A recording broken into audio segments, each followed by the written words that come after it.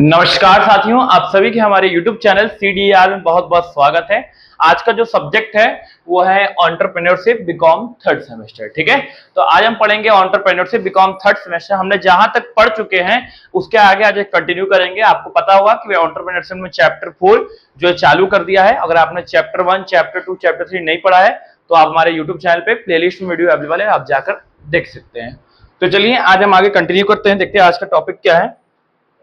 देखिए आज का टॉपिक जो है achievement of entrepreneurial development programmes. मतलब एक जो एंटरप्रेन्योरियल डेवलपमेंट प्रोग्राम होता है उद्यमियों के लिए, उसमें क्या क्या अचीवमेंट होते हैं, क्या क्या उसने अचीव किया, क्या क्या लोगों को उपलब्धि करवाई। सबसे पहला उपलब्धि होता है डेवलपमेंट ऑफ एंटरप्रेन्योरियल स्किल। सबसे पहला अचीवमेंट तो ये होता है कि अगर हम कहीं अपने एंटरप्रेन्योर्स के लिए, अपने उद्यमियों के लिए जो नए हैं या पुराने हैं जो भी हैं, उनके लिए अगर एक ट्रेनिंग प्रोग्राम करवाते हैं तो सबसे पहले उनके अंदर एक स्किल आता है, एक कला आती है कि कैसे चीजों को करना है। दूसरा, प्रमोशन ऑफ सेल्फ एम्प्लॉयमेंट। सही बात है, खुद से कैसे हम अपने जो है कि सेल्फ एम्प्लॉयमेंट को बढ़ाएं, ये चीजें हमें सिखाता है क्या, entrepreneurial development programme. Creation of new enterprise, मतलब कैसे हम अपने बिजनेस को और नए तरीके से स्टार्ट कर सकते हैं, कुछ नया कैसे कर सकते हैं, कैसे हम कहीं से अपने आप को आगे बढ़ा सकते हैं, ये सब चीजें हमें क्या है बताता है। चौथा है जनरेशन ऑफ एम्प्लॉयमेंट अपॉर्चुनिटीज। मतलब हमारी जो जनरेशन चल रही है, जो हमारा वर्तमान समय में जो यंग जनरेशन है, उसमें हम कैसे अपने एम्प्लॉयमेंट अपॉर्चुनिटीज को बढ़ा सकते हैं या कुछ नया कर सकते हैं, ये भी बताता है। ठीक है, यूटिलाइजेशन ऑफ लोकल रिसोर्सेज, हम कैसे अपने अगल बगल में जो चीजें अवेलेबल है, रिसोर्सेज अवेलेबल है, उसका यूज करके कैसे हम और अपने लोकल की चीजों को यूज कर सकते हैं, उसका एक इंक्रीजमेंट कर सकते हैं, ये बताता है हमें। अगला क्या है, 6 point, development of backward and rural areas. मतलब कि हम हमारे पास जो बैकवर्ड, मतलब जो नीचे क्लास के पीपल हैं, जो नागरिक हैं, उनको हम कैसे डेवलप कर सकते हैं, कैसे रूरल को हम और बढ़ा सकते हैं। अगला क्या है, डाइवर्सिफिकेशन ऑफ इंडस्ट्रियल एक्टिविटीज। हम क्या कर सकते हैं, जैसे कि मान लीजिए कोई बिस्किट बना रहा है, कोई क्या चाय पत्ती बना रहा है, कोई कपड़ा बना रहा है, कोई चप्पल बना रहा है, तो हम अलग अलग कैटेगरी के अकॉर्डिंग अलग अलग लोगों को अलग अलग भाग में बांट सकते हैं। ये क्या है, डाइवर्सिफिकेशन ऑफ इंडस्ट्रियल एक्टिविटीज है। अगला क्या है, इनकरेजमेंट टू वुमेन एंटरप्रेन्योर्स। मतलब जो आज के समय में जो महिलाओं के अंदर एंटरप्रेन्योर्स में जो डर है, एक अपने मतलब काम के प्रति एक जो झिझक है, वो भी खत्म करना इसका एक अचीवमेंट ही होता है। ठीक है, increase in productivity and innovation.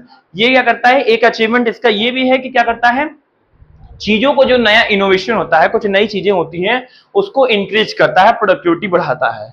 आखिरी क्या है, कंट्रीब्यूशन टू इकोनॉमिक ग्रोथ। इसका 10वां अचीवमेंट ये है कि ये अपने इकोनॉमिक में कंट्रीब्यूशन करता है। भाई अगर कोई एंटरप्रेन्योर कुछ नया करता है, कैपिटल अपना लगाता है, प्रॉफिट अर्न करता है, तो कहीं ना कहीं वो अपने इकोनॉमिक को भी कंट्रीब्यूशन करता है। तो ये क्या था, achievement of entrepreneurial development programme. ये 10 अचीवमेंट बहुत है, पेपर में आएगा 5, 6, 7 लिख दीजिएगा। ठीक है, चलिए अगला हेडिंग देखिए।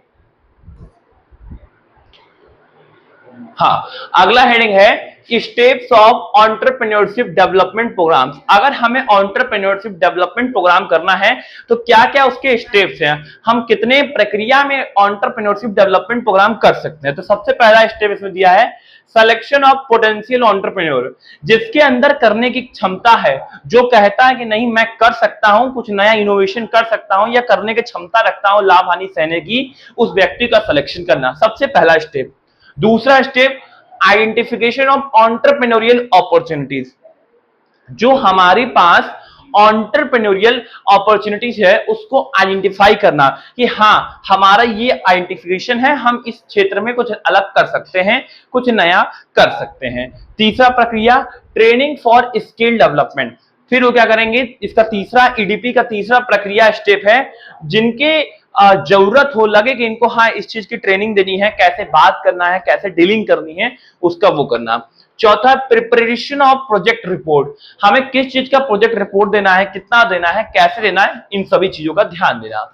पांचवा, अगला अरेंजमेंट ऑफ फाइनेंस, पैसे की व्यवस्था करना। अरेंजमेंट ऑफ फाइनेंस मतलब पैसे की व्यवस्था करना। गाइडेंस ऑन बिजनेस स्टार्टअप, मतलब एक जो बिजनेस स्टार्टअप में गाइडेंस चाहिए होता है कि इंसान को थोड़ा सपोर्ट चाहिए होता है, मार्गदर्शन चाहिए होता है, वो चीजें उसको दिलवाना।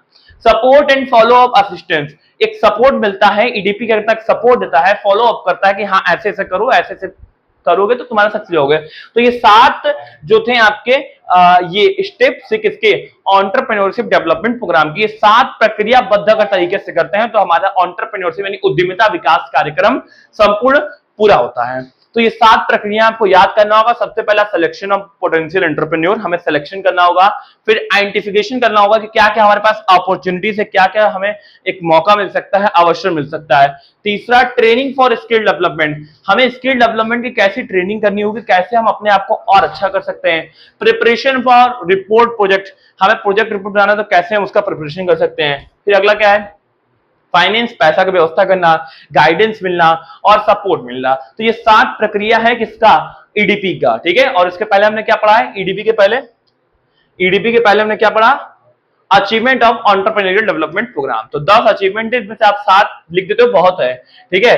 तो आज का जो टॉपिक था, अच्छा अगला topic, who require entrepreneurial development programme, किसी हमें कैसे पता चलेगा या हम कैसे जान सकते हैं कि किस व्यक्ति को एंटरप्रेन्योरियल डेवलपमेंट प्रोग्राम की आवश्यकता है या जरूरत है। रिक्वायर मतलब क्या होता है कि हाँ हमें इस चीज की भूख लगा है, हमें खाना खाना है, तो ये रिक्वायरमेंट होता है ना, अंदर से महसूस होता है। तो वैसे ही एक एंटरप्रेन्योरियल डेवलपमेंट प्रोग्राम को रिक्वायर होता है, इस व्यक्ति को हमें ये देना है। तो किसको जरूरत है, देखिए पहला नंबर किसका है, न्यू एंटरप्रेन्योर्स, जो नए नए आ रहे हैं। जैसे मतलब अब हमारे अंदर जोश आ गया, आपके अंदर देखने के बाद, एंटरप्रेन्योर पढ़ने के बाद आपके अंदर जोश आ गया कि नहीं हमें भी एंटरप्रेन्योर बनना है, तो आप क्या करोगे, आप इसमें कूदोगे। तो आप किसमें आ जाओगे, पहले नंबर वाले में आ जाओगे, नए वाले बन जाओगे, आपको जो होगी, ठीक है।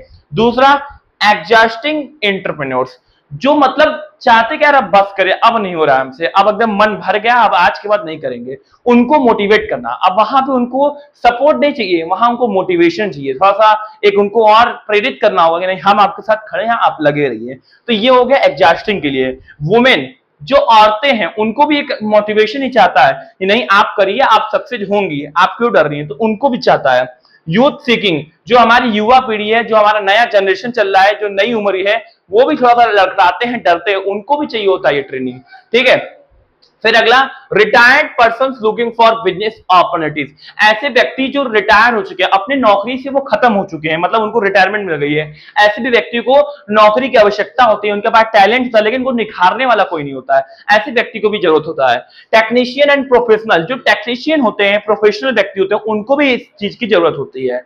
और लास्ट आता है person in rural and backward area, मतलब जो गांव है या नीची जाति के हैं, उनको भी सबकी जरूरत होती है। तो 7 ऐसे लोग हैं जिनको हम क्या है एंटरप्रेन्योरियल डेवलपमेंट प्रोग्राम दे सकते हैं। ये 5 नंबर का पूछता है में कि किसको हम क्या है एंटरप्रेन्योरियल डेवलपमेंट प्रोग्राम दे सकते हैं। तो आज हमने 3 चीजें पढ़ी, अचीवमेंट पढ़ा, फिर उसके बाद क्या पढ़ा, स्टेप्स पढ़ा, और लास्ट पढ़ा who requires entrepreneurial development programme. ये 3 प्रश्न, देखिए जो चीजें टॉपिक है ना, topic by topic concept clear करते चलेंगे तो दिमाग खुला रहेगा, और जब दिमाग खुला रहेगा तो पेपर में सिर्फ पेन बोलेगा, ठीक है, आपका दिमाग नहीं बोलेगा, नहीं बोलेगा, ठीक है।